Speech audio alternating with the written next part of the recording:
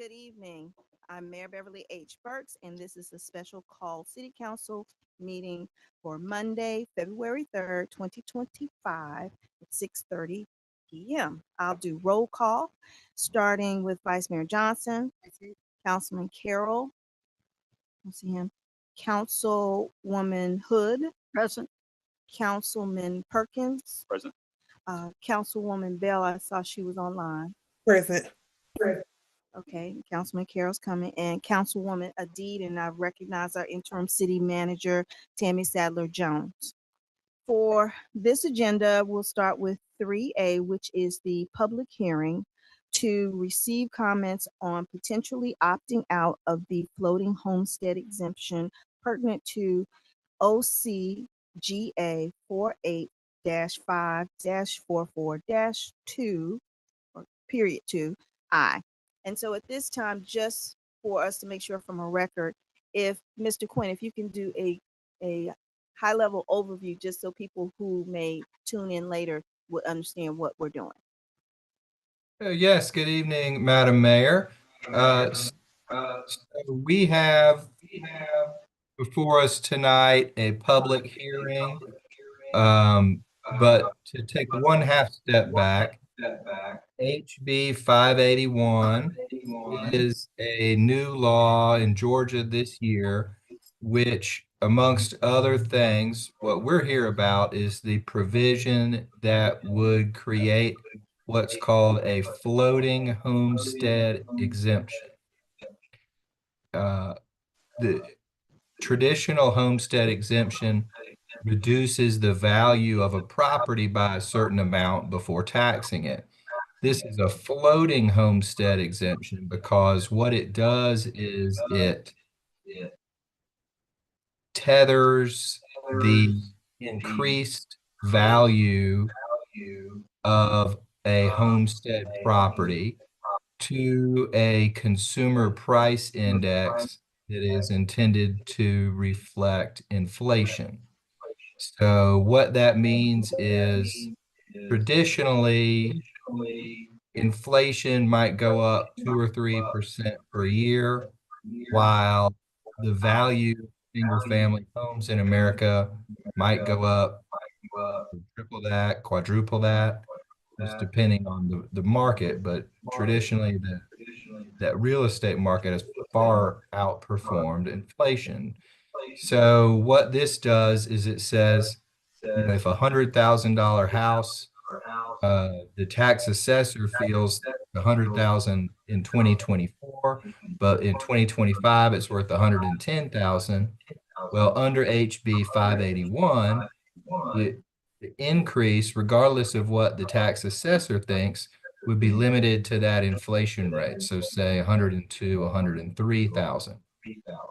Doesn't make a huge difference over the first year or the first few years, but over time, if you look at the curve of the real estate market versus inflation, there will eventually be a quite substantial discrepancy.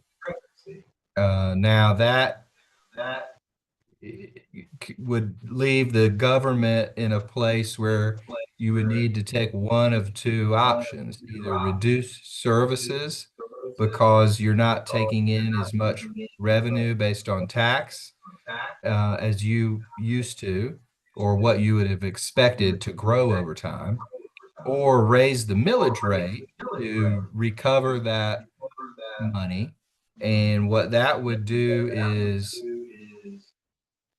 have a disproportionate impact on commercial properties and multifamily residential properties and any property that's residential that's not owner occupied. So the definition of homestead is a home that is owned by and occupied by the same person or family. So even if it's single family residential, if it's a rental property, it would not be subject to this.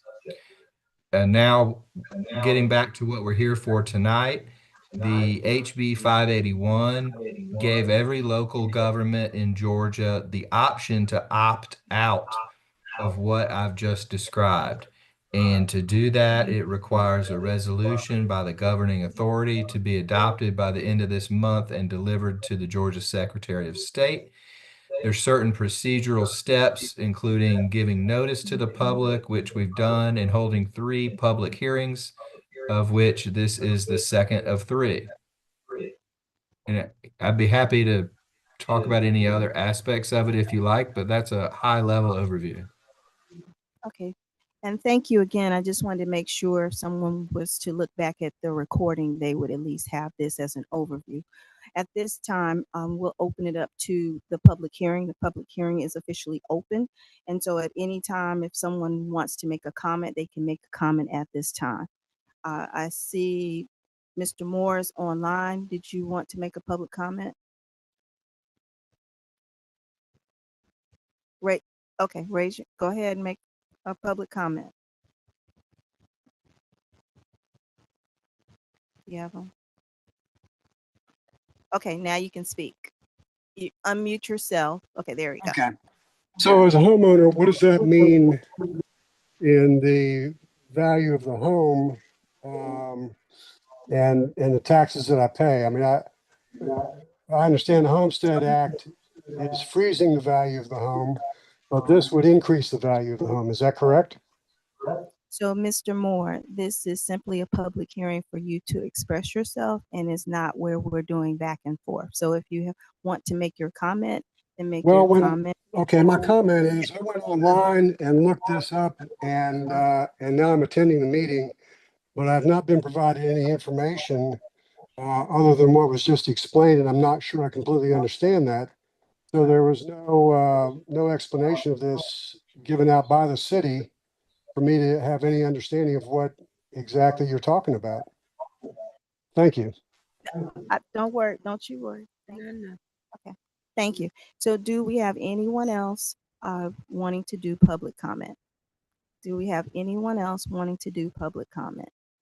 Do we have anyone else wanting to do public comment? Hearing no one else, we will close off the public hearing. And just as a reminder for anyone, this information was provided about this in terms of HB 581 during our January meeting. So you can go back and look at the presentation that was given by our finance director. And also, if you would like, you can go online and search for it and find additional information. And if that's not enough for you, then you can also reach out to our staff who are more than happy to address and answer your questions. With that being said, I will take a motion to adjourn. The motion, Madam Mayor. Yes, Vice Mayor. I move to adjourn. Is there a second? Second. It has been properly moved and seconded that we adjourn this special call meeting. Are you ready for the question? All in favor say aye. Aye. Thank you. Meeting is adjourned. Thank you all.